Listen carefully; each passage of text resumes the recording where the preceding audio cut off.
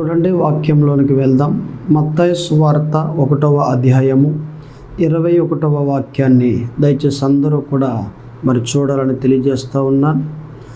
ఆమె ఒక కుమారుని కనును, తన ప్రజలను వారి పాపముల నుండి ఆయనే రక్షించును గనుక ఆయనకు యేసు అనే పేరు పెట్టుదువనెను. ఈ సందర్భం ఎక్కడ జరిగింది, ఏ తరంలో జరిగింది అనేది మనం ఇలాగ మాట్లాడుకుంటే, యోసేపు మరియా ప్రధానం జరిగిన ఆ తరంలో, ఆ సమయంలో జరిగిన సందర్భం ఇది. నిజానికి మన అందరికీ తెలుసు, మరియకు యోసేపునకును ప్రధానం జరిగింది. ఇలాగును ప్రధానం జరిగిన తర్వాత పెళ్ళి అవ్వడానికి ఇంకా కొంత సమయం ఉంది.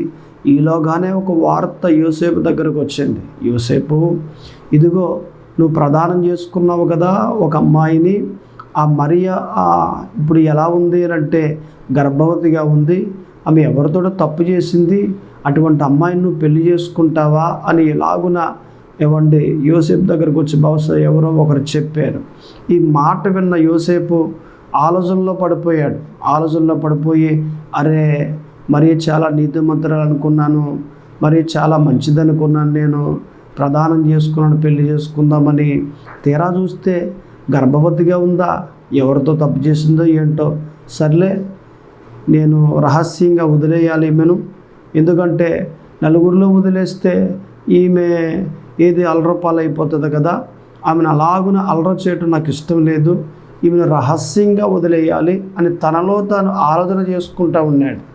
ఇలాగున తనలో తాను ఆలోచన చేసుకుంటూ ఉంటే ఈలోగా దేవదూత వచ్చి, యోసేపు నువ్వు భయపడకు, మరియని చేర్చుకో, నువ్వు ఎందుకు అంతలా కంగారు పడుతున్నావు, మరియని చేర్చుకో, ఎందుకంటే మరియ గర్భవతిగా ఉన్నది పరిశుద్ధాత్మ దేవుని వలన అని చెప్పింది. ఎందుకంటే మగవాని ద్వారా గర్భవతిగా లేదు, మరియ పాపం చేసి గర్భవతిగా లేదు, కానీ పరిశుద్ధాత్మ దేవుని వలన మరియ గర్భవతిగా ఉంది అని అక్కడ దేవదూత తెలియజేసినప్పుడు యోసేపు ఏం చేశాడంటే అలాగే అని దూతకు సమాధానం ఇచ్చి మరియని చేర్చుకున్నాడు, పెళ్లి చేసుకున్నాడు, తర్వాత బిడ్డలను కూడా కన్నాడు. యేసు ప్రభు తర్వాత కూడా పిల్లలు పుట్టారు మరియ కడుపున. ఇలాగను మనము మాట్లాడుకుంటూ వెళ్తే మరియ గురించి అలాగనే యోసేపు గురించి అనేక మాటలు మనకి ఇంకా బైబిల్లో కనిపిస్తూ ఉన్నాయి. అంతేకాదు యేసు ప్రభు గురించి కూడా చెప్పుకుంటే ఇలాగున ఎన్నో వాక్యాలు మనకు బైబిల్లో కనిపిస్తూ ఉన్నాయి. అయితే ఈరోజు మనం మాట్లాడుకున్న ఈ స్టోరీలో నుండి ఒక వర్డ్ మనం తీసుకుని ప్రయాణం చేద్దాం. అసలు ఆ వర్డ్ ఏంటి అనేది మనం ఆలోచన చేస్తే అది మూలవాక్యంలోనే మనకు కనిపిస్తూ ఉంది. ఆమె యొక్క కుమారుని కనును, తన ప్రజలను వారి పాపము నుండి ఆయనే రక్షించును.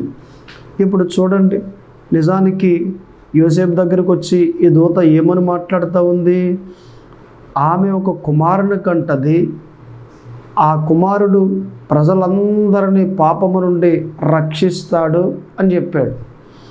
అంటే యేసుక్రీస్తు వారు పుట్టిన తర్వాత, ఎదిగిన తర్వాత యేసయ్య ప్రజలందరి పాపాలు క్షమించి ప్రజలందరినీ ఏం చేస్తారట, రక్షిస్తారు.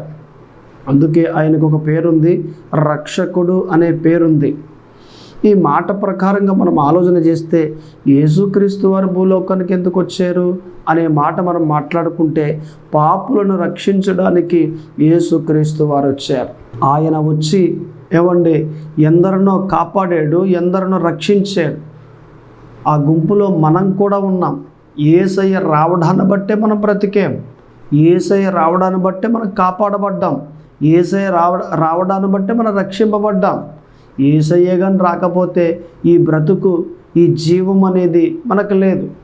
ఏదో సాధారణంగా ఈ భూమి మీద బ్రతికి అందరి వల్ల చనిపోయి అలా అగ్నిగుండానికి పోయి ఉండేవారం, కానీ యేసయ్య రాక వలన మనం చనిపోయిన వారిగా కాకుండా బ్రతికున్న వారిగా, అంటే చనిపోయిన తర్వాత కూడా నిత్యము బ్రతుకుండే దేవుని రాజ్యంలో అటువంటి అవకాశాన్ని దేవుడు మనకు కలగజేశాడు, యేసు ద్వారా కలగజేశాడు. అందుకే యేసయ్య ఎందుకు వచ్చారు ఈ భూలోకానికి అనే టాపిక్ మీద మనం మాట్లాడుకుంటే అందులో ఫస్ట్ మాట ఏంటట, పాపులను రక్షించడానికి యేసుక్రీస్తు వారు ఈ భూలోకానికి వచ్చారు.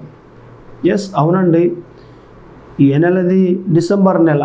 ఈ నెలలో అనేక చోట్ల యేసు ప్రభు పుట్టినరోజు జరిగించుకుంటూ ఉన్నారు. అనేక చోట్ల, మన గ్రామంలోనే కాదు, లేదా మన జిల్లాలోనే కాదు, లేదా మన రాష్ట్రంలోనే కాదు, లేదా మన దేశంలోనే కాదు, అన్ని దేశాల వారు కూడా, అనేక దేశాలు అనకుండా అన్ని దేశాల వారు కూడా అంటున్నాను. ఎందుకని?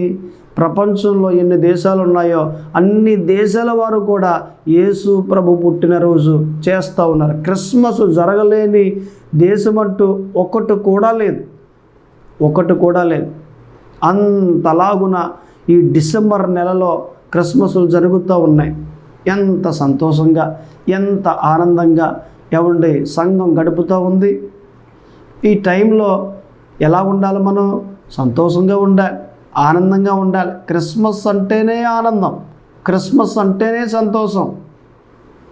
కొంతమంది అలా ఉండరు. ఈ టైంలో కూడా గొడవలే, ఈ టైంలో కూడా ఏది బాధగానే ఉంటారు. యేసు ప్రభువుని జ్ఞాపకం చేసుకో, నీకు రక్షణ కలగజేశాడు కదా, ఆ రక్షణ బట్టి సంతోషించు, ఆనందించు. ఆయన పుట్టిన దినములు అనేక మంది చేసుకుంటున్నారు, అనేక దేశాలు చేసుకుంటున్నారు. అలాగున మనం కూడా చేసుకుంటూ ఉన్నాం. మనం ఇప్పుడు ఎలా చేసుకోవాలి? చేసుకునేది సంతోషంగా చేసుకోవాలి, ఆనందంగా చేసుకోవాలి, విచారంగా ఉండకూడదు, బాధగా ఉండకూడదు. బాధగా ఉన్నామనుకోండి, విచారంగా ఉన్నామనుకోండి, అది సరైనది కాదు. అడవిలో ఒక జ్ఞాని ఉన్నాడు. అతడు నడుచుకుంటూ వెళ్తూ ఉంటే ఒక చెట్టు మీద ఒక కాకి విచారంగా ఉందట. కాకి నువ్వు ఎందుకు ఇలా విచారంగా ఉన్నావు అని అడిగాడు ఈ జ్ఞాని. నేను నల్లగా ఉన్నాను కదా, ఈ నలుపు నాకు నచ్చట్లేదు, దేవుడు నాకు నల్లటి రంగు ఇచ్చాడు, ఒక రంగు లేదు, ఒక కలర్ లేదు, నా బ్రతికి ఇలా తగలబడ్డది, నా కర్మ, ఈనాడు చేసుకున్న పాపము, ఈ నలుపు రంగు నాకు పడేసాడు దేవుడు, అందుకే విచారంగా ఉన్నాను అని అంది. ఈ జ్ఞాని, అరే అందుక విచారంగా ఉన్నావు? అవును, అంశం చూడండి ఎంత తెల్లగా ఉందో, ఆ తెలుపు రంగు నాకు ఇవ్వచ్చు కదా, ఈ నలుపు పాడేసాడు దేవుడు అందట. ఈ జ్ఞాని అన్నాడు, ఒక్కసారి అంశ దగ్గరికి వెళ్ళి తన ఎలాగుందో ఒకసారి కనుక్కుంటురా అని అన్నాడు. ఓకే వెళ్తాను అనేసి అంశ దగ్గరికి వెళ్ళింది కాకి. అక్కడికి వెళ్ళిన తర్వాత ఆ అంశ కూడా ఎలాగుందనంటే విచారంగానే ఉంది. ఇదేంటి కాకి అనుకుంటుంది, ఇది తెల్లగా ఉంది కదా, చాలా చక్కగా అందంగా ఉంది కదా, ఇది విచారంగా ఉందేంటి? నేనైతే నల్లగా ఉన్నాను, నా కలర్ అయితే నల్లగా ఉంది, నేనంటే విచారంగా అందుకున్నాను, ఇది ఎందుకు విచారంగా ఉంది అని దగ్గరికి వెళ్ళి, అంశ నువ్వు ఎందుకు నువ్వు విచారంగా ఉన్నావు అని అంది. అంశ అంది, ఇదిగో ఈ తెల్ల రంగు పాడేశాడు నాకు, పిచ్చుకుని చూడు, అది ఏది రామచిలకని చూడు, రామచిలక ఎంత చక్కగా రంగుగా ఉందో, దానికి ముట్టుకో కలర్, మెడకో కలర్, అలాగునే ఏది బాడీకో కలర్, ఎన్ని రంగులు ఎన్ని రకాలుగా చక్కగా బాగున్నది, దాని కలర్ నాకు ఇవ్వలేదు, అందుకే నాకు విచారంగా ఉంది. ఏదో డబ్బాలో ముంచేసి తెల్ల రంగులో పైకి తీస్తే ఎలాగుంటుందో అలాంటి రంగు పాడేశాడు దేవుడు, అందుకే నాకు చాలా బాధగా ఉంది, అందుకే ఉదయం నుండి నేను ఏం తీసుకోలేదు, చాలా విచారంగా ఉన్నాను అందట. ఈ కాకి గబగబా వచ్చి, జ్ఞాని ఇలాగ అంశ కూడా విచారంగా ఉందట అని అంటే, ఓ పంచే రామచిలక దగ్గరికి వెళ్ళి నీ జీవితం ఎలాగుందో అని కనుక్కుండ్రా అన్నాడట. ఓకే అనేసి గబగబా రామచిలక దగ్గరికి వెళ్ళింది. అక్కడికి వెళ్ళి అడిగితే రామచిలక అంటా ఉంది కదా, నేను బాధలోనే ఉన్నాను, నేను విచారంగానే ఉన్నాను, ఏంటి దశలను దేవుడు ఇన్ని కలర్లు నాకు ఇచ్చేసాడు, ఇన్ని కలర్లు ఇవ్వటం వల్ల అందరూ నా మీదే దృష్టి పెట్టేసి నన్ను పంజరంలో బంధించేశారు, ఈ పంజరంలో పడేడుస్తూ ఉన్నాను నేను, మీరైతే నల్లగా ఉన్నా, ఏది అంశ అయితే తెల్లగా ఉన్నా చక్కగా స్వేచ్ఛగా తిరుగుతూ ఉన్నారు, ఆ స్వేచ్ఛ నాకు లేదు, అందుకే నేను విచారంగా ఉన్నాను, బాధగా ఉన్నాను, ఈ బ్రతుకు నాకు నచ్చట్లేదు అందట. మరలా వెనక్కి వచ్చేసి గబగబా కాకి, జ్ఞాని రామచిలక ఎలాగ అందే అని చెప్పిందట.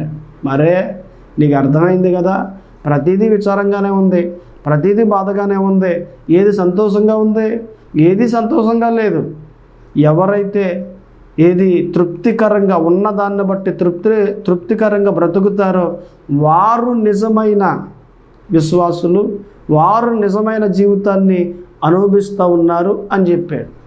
ఈ మాటను బట్టి కాకి ఓహో అంటే తృప్తిగా బ్రతికితే ఏది ఉన్నదాన్ని బట్టి తృప్తిగా, మనం కలిగి ఉన్నదాన్ని బట్టి తృప్తిగా బ్రతికితే మన జీవితం బాగుంటుందన్నమాట అని అనుకున్నది. ఈ మాట ప్రకారంగా మనం ఆలోచన చేస్తే మనం ఈ క్రిస్మస్ వేడుకల్లో ఎలాగ ఉండాలట? విచారంగా ఉండకూడదు, సంతోషంగా ఆనందంగా ఉండాలి. అప్పుడు కదా మన జీవితాలు బాగుంటాయి.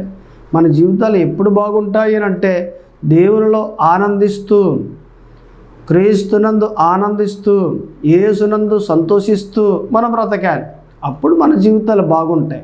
ఈ మాట ప్రకారంగా మనం ఆలోచన చేస్తే యేసుక్రీస్తు వారు లోకానికి ఎందుకు వచ్చారు అని అంటే పాపులను రక్షించడానికి యేసుక్రీస్తు వారు వచ్చారు. అదే మాట మనకి ఎక్కడ కనిపిస్తుంది? 1 తిమోతి 1వ అధ్యాయము 15వ వాక్యంలో మనకు కనిపిస్తుంది. పాపులను రక్షించుటకు క్రీస్తు యేసు లోకమునకు వచ్చినను వాక్యము నమ్మదగినదియు పూర్ణ అంగీకారమునకు యోగ్యమైనదియునై ఉన్నది అని అన్నాడు అక్కడ. ఈ మాట ప్రకారంగా మనం ఆలోచన చేస్తే పాపులను రక్షించడానికి క్రీస్తు యేసు లోకమునకు వచ్చెను. మరలా ఇలాగే ఆలోచన చేస్తే 1 యోహాను 4:9 కూడా ఒక మంచి మాట కనిపిస్తుంది. ఏవండి, నిత్య జీవానికి దేవుడు తీసుకెళ్ళడానికి యేసుక్రీస్తు వారు వచ్చారండి. అంటే పాపులను రక్షించి ఎక్కడికి తీసుకెళ్తా ఉన్నారట? నిత్య జీవానికి తీసుకెళ్తా ఉన్నారు.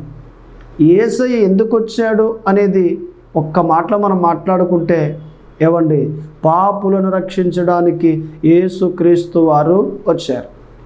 ఇక రెండవది కూడా చూడండి. పౌలు గారు రాసిన పత్రిక హెబ్రీ 9వ అధ్యాయము 15వ వాక్యం. హిబ్రూస్ 9:15 పిలువబడిన వారి నిమిత్తమైన స్వాస్థ్యమును గూర్చిన వాగ్దానము పొందు నిమిత్తము ఆయన క్రొత్త నిబంధనకు మధ్యవర్తి అయి ఉన్నాడు. ఎవరట? యేసుక్రీస్తు వారు. క్రొత్త నిబంధనకు ఏమై ఉన్నట? మధ్యవర్తి అయి ఉన్నాడు. అంటే పాత నిబంధన, క్రొత్త నిబంధన, 2 నిబంధనలు మనకి కనిపిస్తూ ఉన్నాయి కదా బైబిల్లో.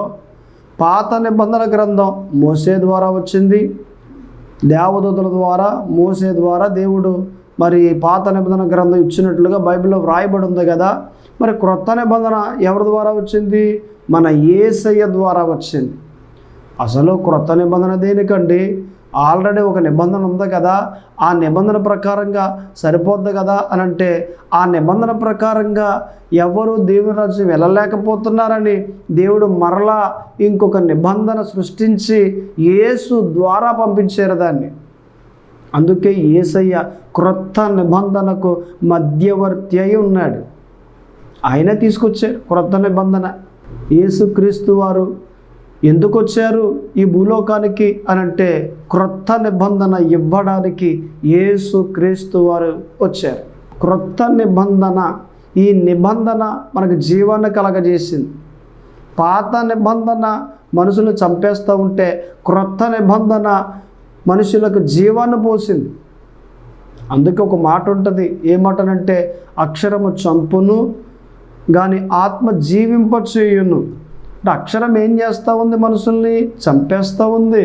అందరూ ఏవండి ఆ ఆజ్ఞలు పాటించలేక ఎక్కడికి వెళ్ళిపోతూ ఉన్నారట? అగ్నిగుండానికి వెళ్ళిపోతూ ఉన్నారు.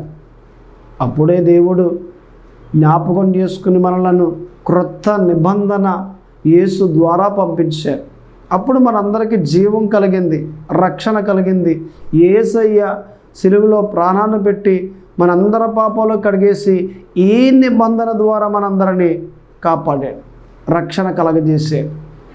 సో మనం ఏం చేయాలి అని అంటే క్రొత్త నిబంధన యేసు ద్వారా వచ్చింది అని మనం గ్రహించాలి. కాబట్టి మనమంతా కూడా గ్రహించిన వారై ఉండి ఏవండి మంచి భక్తి చేస్తున్న వారిగా కనిపించాలి దేవుని ఎదుట. అప్పుడు మన జీవితాలన్నీ బాగుంటాయి. నిజానికి తనలో తాను యోసేపు ఏం చేస్తున్నాడట? అరే, ఈ మరియను వదిలేయాలి, ఈ మరియ పాపం చేసింది కదా, ఈ మరియ గర్భవతిగా ఉంది కదా అని తనలో తాను ఆలోచన చేస్తూ ఉంటే దేవదూత వచ్చి, ఇదిగో మరియను చేర్చుకో, నువ్వు భయపడకు అని దేవదూత చెప్పిందండి. ఎప్పుడైతే చెప్పిందో ఆ మాట ప్రకారంగా ఈ మరియను యోసేపు చేర్చుకున్నాడు, పెళ్లి చేసుకున్నాడు. ఏవండి మరి యేసు ప్రభు తర్వాత కూడా అనేక మంది పిల్లల్ని ఇద్దరూ కన్నారు. ఎందుకంటే యోసేపు నీతిమంతుడు కనుక ఈ మరియను అల్లర చేసే అటువంటి మనసు లేకపోయింది. నిజానికి రహస్యంగా వదిలేద్దాం అనుకుంటున్నాడు, కానీ యోసేపు మరియను అందరిలోని అవమానపరుస్తూ, నువ్వు ఇలాడదానివి ఇలాంటి పని చేసావు అని అందరిలోని అవమానపరుస్తూ అల్లరి చేస్తూ వదిలేయాలన్న ఆలోచన యోసేపు నాకు పుట్టలేదు. ఎందుకని? యోసేపు నీతిమంతుడిగా ఉన్నాడు. మరియ కూడా నీతిమంతురాలే. మరియ ఒక మగవాని వలన ఈ గర్భవతిగా లేదు, కానీ మరియ పరిశుద్ధాత్మ దేవుని వలన గర్భవతిగా ఉంది. యేసయ్యను మోసింది తన గర్భంలో అంటే ఆమె ధన్యురాలు, అలాగనే నీతిమంతురాలు. బైబిల్లో ఉన్న వాక్య ప్రకారంగా మనం మాట్లాడుకుంటే యోసేపు మరియలు ఇద్దరూ కూడా నీతిమంతులు. అటువంటి నీతిమంతుల్లో నుండి యేసు ప్రభువారు వచ్చారు. ఆయన గొప్ప దేవుడు, ఆయన ఉన్నతమైన వాడు, ఆయన మహిమ కలిగిన వాడు, ఆయన మనందరిని ఉద్ధరించేవాడు, ఆయన మనందరికీ రక్షణ కలగజేసిన వాడు. ఆయన వచ్చిందే పాపులను రక్షించడానికి, ఆయన వచ్చిందే క్రొత్త నిబంధన మనకి ఇవ్వడానికి. ఇంకా మనం చూస్తే కొన్ని మాటలు మనకు కనిపిస్తే ఇదే వర్డ్ మనకి ఎక్కడ కనిపిస్తుంది అంటే మలాకి 3:1 కనిపిస్తుంది. ఇందులో మనకి నిబంధన దూత అనే వర్డ్ కనిపిస్తుంది. నిబంధన దూత అంటే నిబంధన యేసు అని అర్థం. అక్కడ యేసు గురించి మాట్లాడుతూ ఈ మలాకి ప్రవక్త అంటాడు కదా, నిబంధన దూత అనే పదాన్ని వాడాడు. నిబంధన దూత ఏంటి అంటే రెండవ నిబంధన దూత. రెండవ నిబంధనను లోకానికి ఇవ్వడానికి యేసు రాబోతున్నాడు అనే వర్డ్ మనకు అక్కడ కనిపిస్తుంది. ఇలా మనం మాట్లాడుకుంటూ వెళ్తే అనేక వాక్యాలు చెప్పుకుంటూ వెళ్ళాలి, అనేక వాక్యాలు మాట్లాడుకుంటూ వెళ్ళాలి, అనేక మాటలు ఇంకా ఎన్నో ఉన్నాయి. అయినా కూడా క్లుప్తంగా నేను మీకు బోధిస్తూ ఉన్నాను. ఈ రెండవ మాట ప్రకారంగా మనం ఆలోచన చేస్తే యేసు క్రీస్తు భూలోకానికి ఎందుకు వచ్చారు అని అంటే రెండవ మాట ప్రకారంగా రెండవ నిబంధన మనందరికీ ఇవ్వడానికి వచ్చారు. అయితే ఒకటి, ఈ క్రిస్మస్ వేడుకల్లో ఈ వాక్యాన్ని ఎక్కువగా మనం మాట్లాడుకుంటూ ఉంటాం. మరియ గురించి, యోసేపు గురించి, బాలుడైన యేసు గురించి ఎక్కువగా, లేదా జ్ఞానుల గురించి, కాపరుల గురించి, ఇలాగ నక్షత్రాల గురించి, ఇవన్నీ కూడా ఈ క్రిస్మస్ రోజుల్లో ఎక్కువగా మనం మాట్లాడుకుంటూ ఉంటాం. మనం జ్ఞానం చేస్తూ ఉంటాం. యేసు గురించి ఎక్కువగా ఇలాగున చెప్పుకుంటూ ఉంటాం మనం. కారణం ఏంటంటే ఈ జ్ఞానము మనలో ఇంకనూ ఎదగాలి.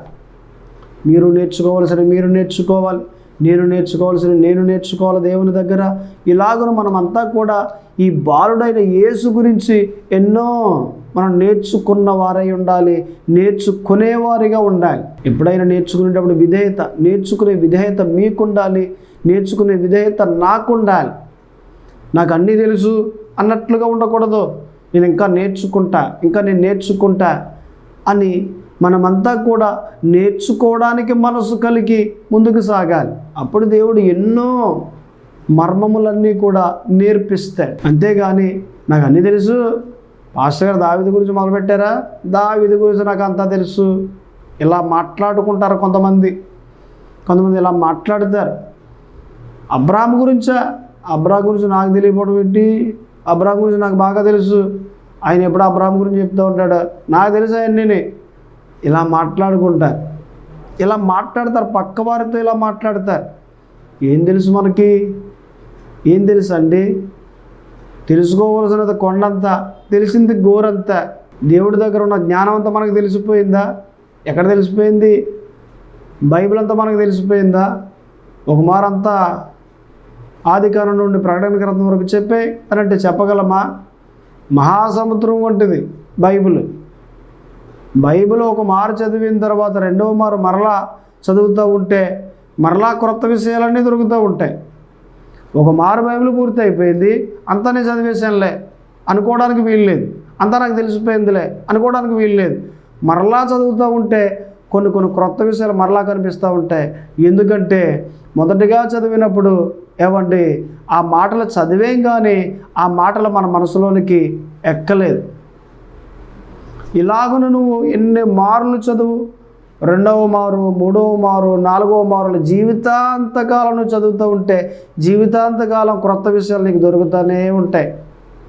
నువ్వు మారే కొలది ఒక మాట అది అనుభవంలో నుండి చదువుతూ ఉంటే మరింత లోతుగా అర్థమవుతూ ఉంటుంది. అదే బైబిల్, అదే దట్ ఈస్ మై గాడ్. అది దేవుడు అంటే. పరిశుద్ధాత్మ దేవుడు చదివిస్తూ ఉంటే మన అనుభవంలో నుండి చదివిన మాటే, ఇంతకుముందు తెలిసిన మాటే, కానీ మన అనుభవంలో నుండి మరలా చదివితే దాంట్లో ఒక మంచి అర్థం మరలా మనకు తెలుస్తూ ఉంటుంది. అలాగున బైబిల్ ఎక్కువగా చదువుతూ ఉండాలి, నేర్చుకుంటూ ఉండాలి, నేర్చుకునే మనసు కలిగి ఉండాలి. నాకు అన్నీ తెలుసండి అని చెప్పకూడదు, అలాగని మనసులో కూడా అనుకోకూడదు. అది సరైన ఆత్మీయ జీవితం కాదు. నేను ఇంకా నేర్చుకోవాల్సింది ఎన్నో ఉన్నాయి, నేను నేర్చుకుంటా అనే మైండ్ కలిగి ఉండాలి మనం. అటువంటి మైండ్, అటువంటి మనసు ఏమండి దేవునికి ఇష్టమైన మనసు అది. ఈ మాటల ప్రకారంగా మనం ఆలోచన చేస్తే ఏమండి ఈ క్రిస్మస్ వేడుకల్లో మరి మనం మాట్లాడుకుంటున్న ఈ మాటను బట్టి పాపులను రక్షించడానికి యేసుక్రీస్తు వారు వచ్చారు. ఎందుకు వచ్చారు? పాపులను రక్షించడానికి యేసుక్రీస్తు వారు వచ్చారు. రెండవ నిబంధన అంటే క్రొత్త నిబంధన మనకు ఇవ్వడానికి వచ్చారు. అంతేకాకుండా మూడవ మాట కూడా చూడండి. 1 యోహాను 3:8 అపవాది యొక్క క్రియలను లయపరచుటకే దేవుని కుమారుడు ప్రత్యక్షమాయెను. చూడండి ఈ మాట ఎంత బాగుందో. అంటే యేసుక్రీస్తు వారు భూలోకానికి మూడవదిగా ఎందుకు వచ్చారు అని అంటే అపవాది యొక్క క్రియలను లయపరచడానికి వచ్చారు. నిన్ను బాధ పెడుతున్న అపవాది, నన్ను బాధ పెడుతున్న అపవాది తన క్రియలన్నిటినీ లయము చేయడానికి యేసు భూలోకానికి వచ్చాడు. ఆయన వచ్చాడు, ఏం చేయాలో చేశాడు, మరలా వెళ్ళిపోయాడు. అయితే నీ జీవితంలో లయమైపోయే ఆ దినములు ముందరున్నాయి. నా జీవితంలో అపవాది యొక్క క్రియలు లయమైపోయే రోజులు ముందరున్నాయి. దేవుడు ఏది చేయాలో అది చేసేసి వెళ్ళిపోయాడు. యేసు ప్రభు వారు ఏది చేయాలో అది చేసి వెళ్ళిపోయాడు. అది చేసి వెళ్ళిపోయిన తర్వాత ఈ అపవాది క్రియలు ఏమైపోతున్నాయట? లయమైపోతూ ఉన్నాయి. అందుకే యేసు ప్రభు వారు వచ్చారు. అందుకే ఇప్పుడు ఒక క్రిస్మస్ ఉందండి. ఆ క్రిస్మస్లో ఆరాధన జరుగుతూ ఉంది. పాస్టర్ గారేమో మరి బలిపీఠం మీద నిలబడి ఆరాధన చేస్తూ ఉన్నారు. అలాగనే సంఘం కూడా మరి దేవుని సన్నిధిలో ఉండి ఆరాధన చేస్తూ ఉన్నారు. ఈలోగా 4 వ్యక్తులు ఒక వ్యక్తిని మోసుకుంటూ వచ్చారు లోపలికి చర్చిలోనికి. ఈ 4 ఎవరు? పాస్టర్ గారికి విరోధమైన వారు. పాస్టర్ గారికి నచ్చరు.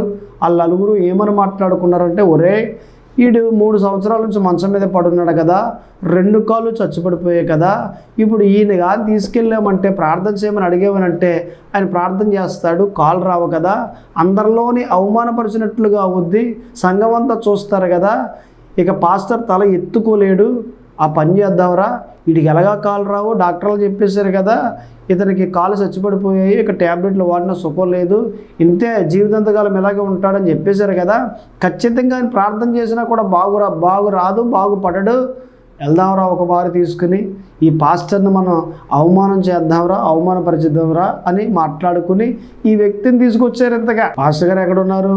బలిపీఠం మీద ఆరాధన చేస్తూ ఉన్నారు. ఆరాధన చేస్తున్న పాస్టర్ గారి దగ్గరికి వెళ్ళిపోయి, ఏవండి ఏది పాస్టర్ గారు ఒకసారి కిందకి దిగండి అన్నారు. దిగాడు. ఆయన బలిపీఠం కింద దిగి వచ్చాడు. ఏంటండి ఆరాధన జరుగుతుంది కదా అని అంటే, ఏమి లేదండి, ఇతనికి 2 కాళ్ళు చచ్చిపడిపోయాయండి, మీరు ప్రార్థన చేయాలండి అన్నారు. ఆరాధన అయిపోయిన తర్వాత ప్రార్థన చేస్తానులేండి, సంఘం అంతా ఆరాధనలో నిలబడి చేస్తూ ఉన్నారు కదా, మీరేం చేస్తారంటే ఆ బలిపీఠం దగ్గర పడుకోబెట్టండి ఆయన్ని, మీరు అలా నిలబడి ఉండండి, ఆరాధన అయిపోయిన తర్వాత చేద్దాం ప్రార్థన అని అన్నాడు ఆయన. ఓకే అన్నట్లుగా పడుకోబెట్టారు. సంఘం ఆరాధనలో ఉంది, వీళ్ళు ఏది పక్కన నిలబడి ఉన్నారు. పాస్టర్ గారు మరలా బలిపీఠం ఎక్కి ఆరాధన చేస్తూ ఉన్నారు. ఈ ఆరాధనలో ఆయన లీలమైపోయి, ఈ ఆరాధనలో దేవునితో కనెక్ట్ అయ్యి ఆయన ఆరాధన చేస్తూ ఉన్నాడు. ఆయన ఆరాధన చేస్తూ ఉండగా ఆయన ఒక దర్శనాన్ని చూస్తున్నాడు. దూతలు దేవుని సన్నిధిలో తిరుగుతున్నాయి. అదే దర్శనంలో మరలా పరిశుద్ధాత్మ దేవుడు ఏది దేవుని సన్నిధిలో సంచరిస్తూ ఉన్నారు. ఆయన అందరినీ ఏమన్నా దృష్టి పెట్టి చూస్తూ ఉన్నారు. అయితే పరిశుద్ధాత్మ దేవుడు ఎప్పుడైతే అలా చూస్తూ తిరుగుతూ ఉన్నారో ఈ సేవకుడు అంటాడు కదా, అయ్యా పరిశుద్ధాత్మ దేవుడా, ఇదిగో ఒక వ్యక్తిని తీసుకొచ్చి ఇక్కడ పడుకోబెట్టారు, ఇతని కాళ్ళు చచ్చిపడిపోయాయి, దయచేసి ఇతను ముట్టండి, ఇతను బాగు చేయండి అని వేడుకుంటూ ఉన్నాడు. అలా వేడుకుంటూ ఉంటే పరిశుద్ధాత్మ దేవుడి సేవకుడు అడిగిన మాటను ఏమండి నెరవేర్చడానికి ఒక్కసారిగా బలముగా ఆ 2 కాళ్ళను తాకాడు. ఎప్పుడైతే 2 కాళ్ళను పరిశుద్ధాత్మ దేవుడు తాకాడో వెంటనే ఆ వ్యక్తి లేచి నిలబడ్డాడండి. ఆరాధన అయిపోయింది. సంఘం ఆశ్చర్యపోయారు. ఇదేంటి మన వీధిలో ఇతడు 2 కాళ్ళు లేకుండా 3 సంవత్సరాల నుంచి పడున్నాడు కదా మంచం మీద, ఇతని కాళ్ళు ఎలాగొచ్చేసాయి అని సంఘం అనుకుంటుంది. ఈ 4 వ్యక్తులు కూడా పాస్టర్ గారి దగ్గరకు వచ్చి, అయ్యా మేము తప్పు చేసాం, యేసుక్రీస్తులో మహిమ లేదనుకున్నాం, యేసుక్రీస్తులో మహిమ ఉంది, ఆయన గొప్ప దేవుడు, ఆయనే నిజమైన దేవుడు, ఇటువంటి కార్యాన్ని చేశాడంటే నిజంగా ఆయన గొప్ప దేవుడు, ఆశ్చర్యమైన కార్యం చేశాడు, ఆయన ఆశ్చర్యకరుడు అని ఆ 4 శత్రువులు మార్చబడ్డారు, యేసు ప్రభువుని అంగీకరించారు. ఇలా మనం చెప్పుకుంటూ పోతే ఏమండి యేసుక్రీస్తు వారు చేసిన కార్యాలు ఎన్నో. క్రిస్మస్లో ఎన్నో కార్యాలు జరుగుతూ ఉన్నాయి, క్రిస్మస్లో ఎన్నో అద్భుత కార్యాలు జరుగుతూ ఉన్నాయి, ఎన్నో ఆశ్చర్య కార్యాలు జరుగుతూ ఉన్నాయి, ఎన్నో సంఘం పట్ల ఆయన చేస్తూ ఉన్నాడు. మీకు చేశాడు ఆయన, నాకు చేశాడు ఆయన, ఎన్నో కార్యాలు మనం పొందుకున్నాం. ఈరోజు నేను అంటాను కదా, యేసుక్రీస్తు వారు భూలోకానికి ఎందుకు వచ్చారు అంటే ఆయన పాపులను రక్షించడానికి వచ్చాడు, 2వ నిబంధన స్థిరపరచడానికి వచ్చాడు, అలాగనే అపవాది క్రియలను లయపరచడానికి వచ్చాడు. ఎందరో బాధపడతా ఉన్నారండి, మనం కూడా బాధపడుతూ ఉన్నాం. అపవాది రావటం, మన ఆత్మీయ జీవితాన్ని గుల్ల చేయడానికి అలాగును ఇలాగును చెప్పడం, అనేక రకాలుగా బాధ పెట్టడం, ఎన్నో రకాలుగా బాధిస్తూ ఉన్నాడు. కానీ ఒక్క దినమంటూ ఉంది, ఇక మన జీవితంలోనికి అపవాదం రాకుండా మన చుట్టూరు దేవుడు కంచె వేయడానికి ఇష్టపడతా ఉన్నాడు. అలాగను కంచె వేసినప్పుడు అపవాదం మనల్ని ముట్టుకోడు, అపవాది యొక్క క్రియలన్నీ కూడా లయమైపోతాయి. అలాగ చేయడానికి యేసు భూలోకానికి వచ్చి ఏది చేయాలో అది చేసి ఆయన దేవుని రాజ్యం వెళ్ళిపోయాడు. ఇప్పుడు అది అమల్లోకి వస్తూ ఉంది. దేవుని యొక్క శక్తి ద్వారా, దేవుని యొక్క మహిమ ద్వారా మనకు చుట్టూరు కంచె కలగబోతూ ఉంది. ఆ దినమున యోబునకు ఎలాగైతే కంచె కలిగిందో అలాగున కంచె మనకు కూడా కలగబోతూ ఉంది. అలా కలిగిన తర్వాత అపవాదం మనల్ని ముట్టుకోలేడు. కనీసం ఒక్క మాట నేను అంటాను కదా, మనకు సంబంధించిన కోడి పిల్లలను కూడా ముట్టుకోలేడు. యోబే ఉన్నాడండి, ఇంటి దగ్గర ఉంటాడు యోబు. తనకున్న గొర్రెలు, మేక పిల్లలు, కోడి పిల్లలు, ఇలాగ చిన్న చిన్న వాటిని కూడా అపవాదం ముట్టుకోలేకపోయాడు. ఎందుకు ముట్టుకోలేకపోయేవాడు? అపవాది రాకుండా దేవుడు కంచేసాడు. యోబునకు చుట్టూరు కంచేసాడంటే మనిషికి వేసాడని అర్థం కాదు. అది యోబునకు కలిగి ఉన్న ప్రతిదానికి వేసాడు. అంటే ఎవరికి? భార్యకు, అలాగనే యోబుకి నా ఆస్తి, నా భార్య, నా పిల్లలు, ఇలాగున యోబు ఏమైతే కలిగి ఉన్నాడో కలిగి ఉన్న దాని అంతటికీ దేవుడు కంచేసాడు. అంతటికీ కంచేసాడు. అపవాదం ముట్టుకోలేకపోయాడు. మేక పిల్లలను కూడా ముట్టుకోలేకపోయాడు. ఎందుకు అనంటే దేవుడు కంచేసాడు కాబట్టి. అటువంటి కంచె వేయడానికి దేవుడు ఇష్టపడతా ఉన్నాడు. రాబోతూ ఉన్నాయి రోజులు, అటువంటి కంచెనికి వేయబోతూ ఉన్నాడు. అలాగన యేసున రోజున అపవాది యొక్క కాడి విరిగిపోతూ ఉంది, అపవాది యొక్క కాడి లయమైపోతూ ఉంది, అపవాది యొక్క శక్తి సన్నగిలిపోతూ ఉన్నది. ఇక నీవు పుంజుకుంటావు, నువ్వు దీవించబడతావు, ఎదిగింపబడతావు, వర్ధిల్లింపబడతావు, హెచ్చింపబడతావు, ఒక ఉన్నతమైన స్థాయిలోనికి ఎక్కింపబడతావు. ఆ రోజు రాబోతూ ఉన్నది. ఎదురు చూడు. ఒకే ఒక మాట, యేసుక్రీస్తు వారి భూలోకానికి ఎందుకు వచ్చారు? అందులో 3 మాటలు: పాపులను రక్షించడానికి, 2వ నిబంధన ఇవ్వడానికి, అపవాది క్రియలను లయపరచడానికి. ప్రార్థన చేసుకుందాం. కళ్ళు మూసుకోండి. దేవుడు మిమ్మల్ని దీవించునుగాక. పరిశుద్ధుడా దేవా తండ్రి, ప్రభువా యేసుక్రీస్తు అయ్యా, ఇదిగో ప్రభువా, ప్రార్థన చేస్తూ ఉండగా మీ కృపా క్షేమములు మెండుగా కలగ చేయండి. నిజమే ప్రభువా, మీరు భూలోకానికి ఎందుకు వచ్చారు అనే మాటలు 3 మాటల్లో మాకు తెలియజేశారు ప్రభువా. వందనాలు, స్తోత్రములు. మీకే మహిమ కలుగును గాక. ఈ జ్ఞానమును మా మనసులో పెట్టినందుకు వందనాలు ప్రభువా. మేము కూడా అనేక మందికి చెప్పులాగున, వారి మనసుల్లో ఈ జ్ఞానాన్ని పెట్టులాగున మాకు ఆ సామర్థ్యాన్ని, ఆ జ్ఞానమును కలగచేయండి. మీ ఆత్మను తోడుగా ఉంచండి. అనేక మందికి మీ గురించి బోధించాలి ప్రభువా. అటువంటి ఆత్మీయ జీవితాన్ని మాకు కలగచేయమని ప్రార్థిస్తూ ఉన్నాం. ఈ కొద్ది ప్రార్థన ఆలకింప చేయమని యేసుక్రీస్తు నామమున అడుగుచున్నాము తండ్రి. ఆమేన్.